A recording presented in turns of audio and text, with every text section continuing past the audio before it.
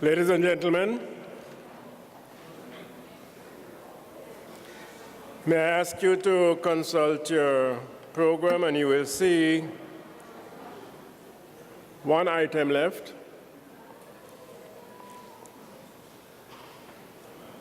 And that is the reading of the conference communique, more appropriately, the conference declaration.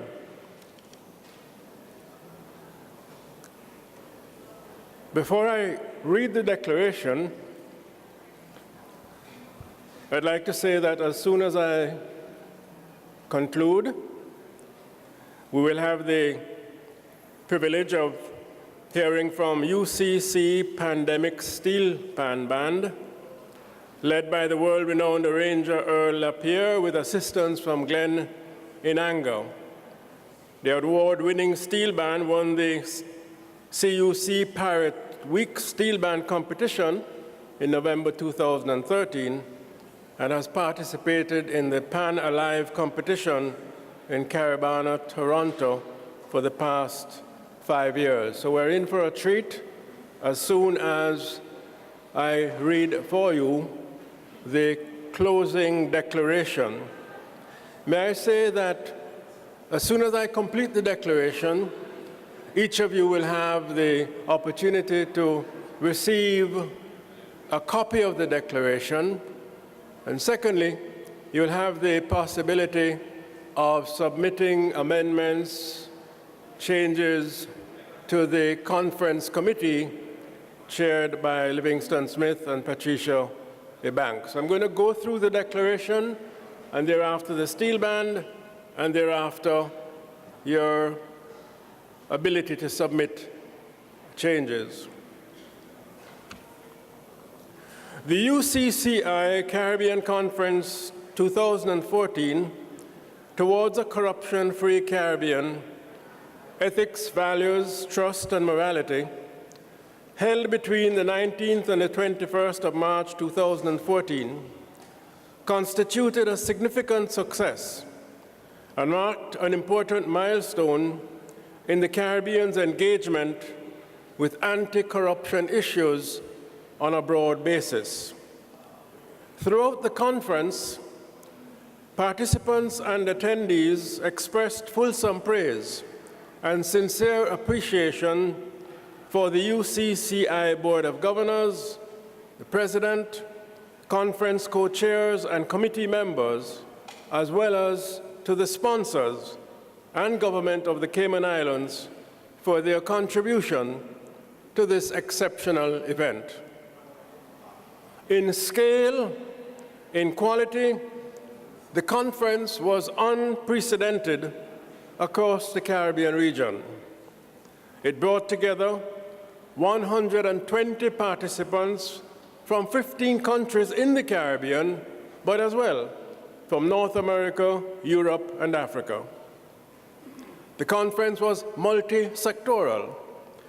Leaders of government, members of legislatures, and representatives of the private sector, civil society, tertiary institutions, churches, and media houses came together for the deliberations. The conference was not only multi-sectoral, it was multidisciplinary. It drew on expertise and experience of political scientists, sociologists, psychologists, ethicists, theologians, environmentalists, attorneys at law, medical scientists, accountants, and very importantly, present and past officials of anti-corruption commissions and authorities. The conference, opened by Her Excellency the Governor Helen Kilpatrick, conducted its work in no less than 16 plenary sessions. The formal opening, chaired by me, received with great appreciation a comprehensive keynote address from Dr. Huguette Labelle, Chair of the Board of Transparency International, the world's leading anti-corruption non-governmental organization with over 100 chapters in 100 countries. Subsequent plenaries benefited from outstanding and thoughtful presentations, including that from the Honorable Ngozi Okonjo-Iweala, Minister of Finance for the Federal Republic of Nigeria and former Managing Director of the World Bank, from the Honorable Perry Christie, Prime Minister of the Bahamas, from Andrew Holness, MP, Leader of the Opposition in Jamaica, and former Prime Minister of Jamaica, among others.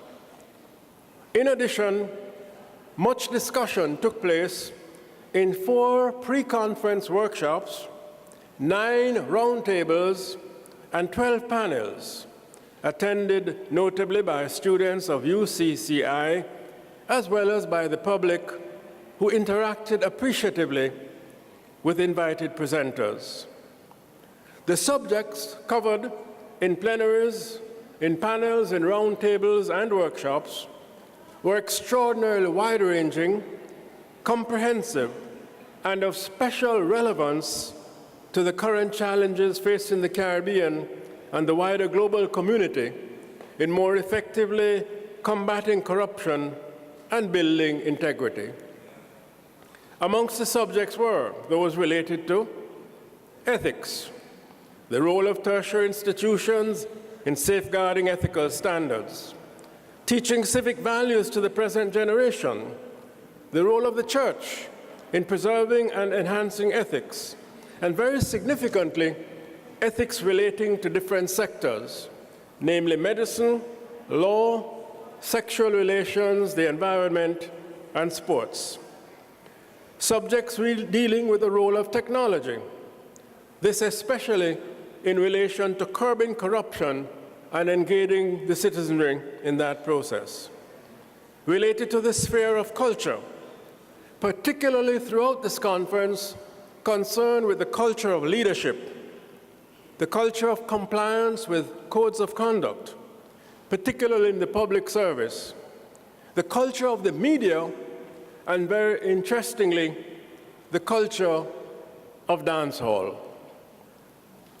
The conference panels dealt with the dimension of institutions, particularly the strengths and weaknesses of national integrity systems in the Caribbean, and we just heard of Cayman, of anti-corruption frameworks, of different models of anti-corruption institutions, whether single or multiple, or no specific anti-corruption agencies at all. The role of the bureaucracy, particularly the implications for corruption of levels of efficiency or inefficiency in bureaucratic arrangements and the robustness of the financial services.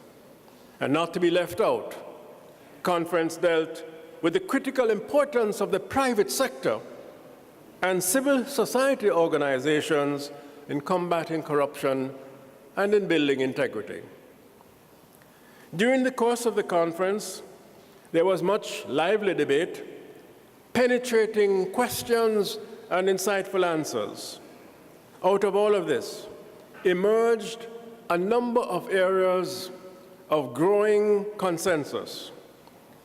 Amongst these, not exhaustively, were the following. 1, the effects of corruption are truly multiple and interconnected, negatively impacting the political, economic, social, and environmental sectors of societies. From the political side, it impedes democracy and the rule of law.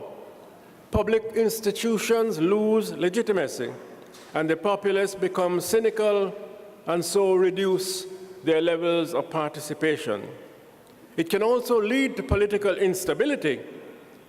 Corruption in public administration subverts formal processes, resulting in the inefficient provision of services.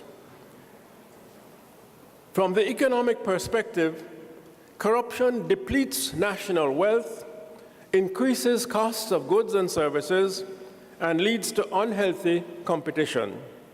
It can cripple economic growth and development by reducing the level of direct investment and by causing significant distortions and inefficiencies.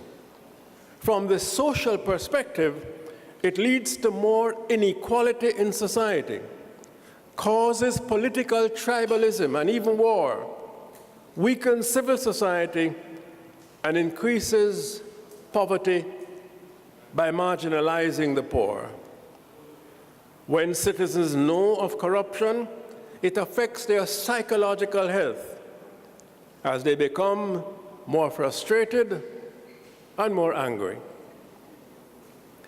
A critical step, number 2, in limiting corruption and promoting ethics is to have strong and committed leadership at the top, setting an example, a theme recurring throughout the conference, the panels, the workshops, and the roundtables.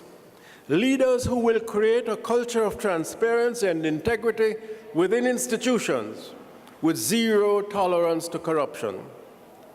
It is they who will ensure that people throughout their institutions do what is right. They act by setting codes of ethics for all to follow, setting up policies